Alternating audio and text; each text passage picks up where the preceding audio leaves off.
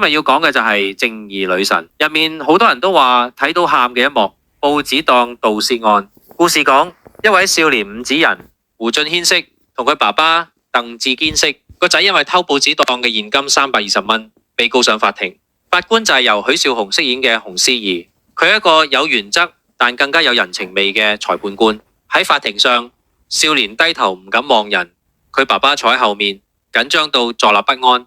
當法官問你認唔認罪，少年遲遲冇答，氣氛變得尷尬。爸爸即刻爆出一句：企起身答人啦，冇禮貌。現場空氣凝住，洪思怡望咗佢一眼，冇責備，反而語氣溫柔咁講：放鬆啲啦，唔使咁緊張，你當喺學校開家長會咁就得啦。然後爸爸講：我個仔唔可以入去坐噶。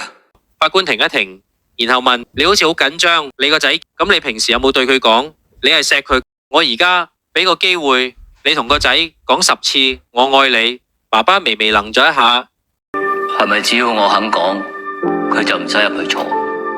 法官點咗下頭，咁好，咁你而家就喺度講10次我愛你俾你個仔聽。全場即刻靜晒，爸爸吞咗口水，眼神飄忽。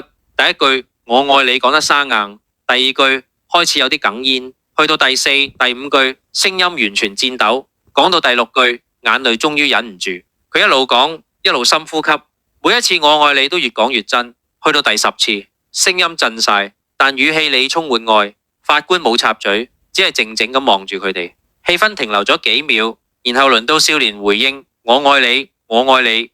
講到第3次，爸爸已經抱實個仔，兩父子相擁而泣。呢一幕打動咗無數觀眾。許紹雄飾演嘅洪思怡用一句法庭命令，另一對父子重新學識點去愛。佢冇用懲罰，冇用教訓，而係用情感、同理心去提醒佢哋，親情有時比法律更重要。真正嘅正義女神唔只係判斷是非，仲係讓人重新記得，即使犯錯，愛仍然可以重新開始。呢10句我愛你唔單止救咗一個少年，仲救翻一個家庭。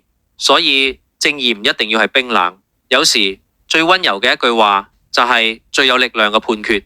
如果你都中意睇正義女神，請幫我撳個訂閱掣，咁就唔會錯過下次條片啦。多謝收睇，我哋下集再見。